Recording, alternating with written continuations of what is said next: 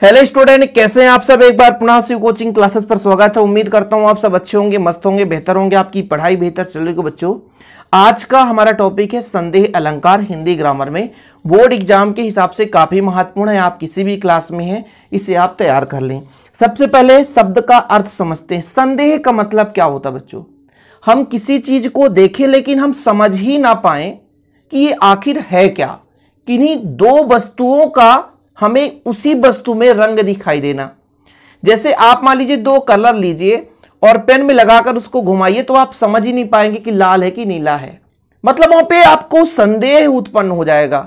है दो में कोई एक, लेकिन हम समझ नहीं पा रहे कि लाल या नीला है। समझ रहे ना? जैसे जादूगर आपको इसी संदेह के आधार पर कलर को चेंज करके दिखा देते हैं। तो संदेह मतलब है कि किसी वस्तु को हम देख तो रहे हैं लेकिन हमारे मन में यह निश्चित भावना उत्पन्न नहीं हो रही कि यह वस्तु है क्या। तो जब किसी काव्य में किसी शब्द का इस प्रकार से प्रयोग किया गया हो कि उस शब्द से निश्चित अर्थ ना निकल पा रहा हो, हमारे मन में उसी शब्द से कई प्रकार के अर्थ हमें प्राप्त हो रहे हो, तो वहां पे आपका संदेह अलंकार मतलब संदेह कोई क्लियर ही नहीं हो पा रहा है।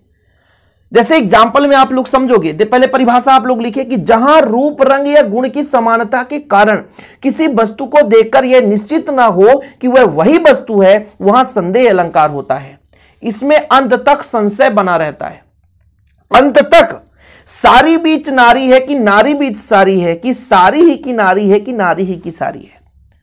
मतलब सारी बीच नारी है, यही नहीं पता हो पा रहा है कि जो नारी है वो साड़ी की बनी हुई है, मतलब साड़ी की बनी हुई है, या कि बच्चों नारी के अंदर ही साड़ी है।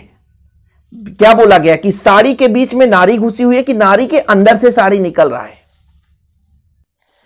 अब इस उदाहरण का संबंध आपके महाभारत से है।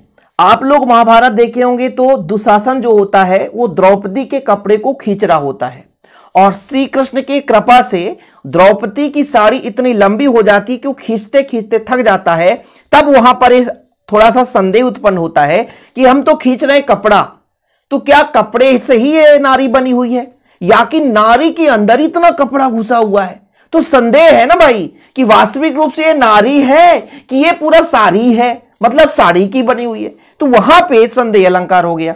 मतलब कपड़े तो पहनी है, मतलब साड़ी तो पहन कर रखी है, और जब साड़ी खींचना शुरू किए तो साड़ी 10 हाथ का होता है, लेकिन खींचते खींचते मान लो घंटों लग गए। तो वहां पर श्री कृष्ण जी की कृपा हो गई। तब वहां पे दुशासन के मन में ये फीड हुआ कि भाई साहब, ये जो द्रौपदी है क्या वास्तविक रूप से एक नारी ही है या कि ये साड़ी से ही बनी है। यहां साड़ी का मतलब साड़ी, नहीं तो बोल दो सर साड़ी साड़ी कर रहे हो, ये साड़ी कहां से आ गया। तो भाई साड़ी का अर्थ होता है साड़ी। तो यहां पे जो अलंकार पैदा हुआ वो संदेह अलंकार। मतलब किसी वस्तु को हम देख तो रहे हैं अपने सामने से, लेकिन वहां पे ये क्लियर नहीं हो पा रहा है कि ये वस्तु जिसे हम मान रहे वो है कि नहीं। जैसे यहां पे दुशासन साहब को यही समझ में नहीं आ रहा है कि हम द्रौपदी को देख रहे हैं कि ये कपड़े या साड़ी से एक पुतला हमारे नजर आ रहा है, खुद उनको समझ नहीं पाए, इसलिए यहां पर संदेह अलंकार है। तो जहां रूप, रंग और गुण की समानता के कारण किसी वस्तु को देखकर यह निश्चित ना हो कि वह वही वस्तु है जिसे हम देख रहे हैं, तो वहां पे संदेह अलंकार होता है। एग्जाम में आएगा तो आपको एक एग्जाम्पल लिखना है, सारी बीच नारी है कि नारी बीच सारी है, कि सारी ही की नारी है कि नारी ही की सारी है। बढ़िया एग्जाम्पल है, आप लोग लिख लेना बच्चों।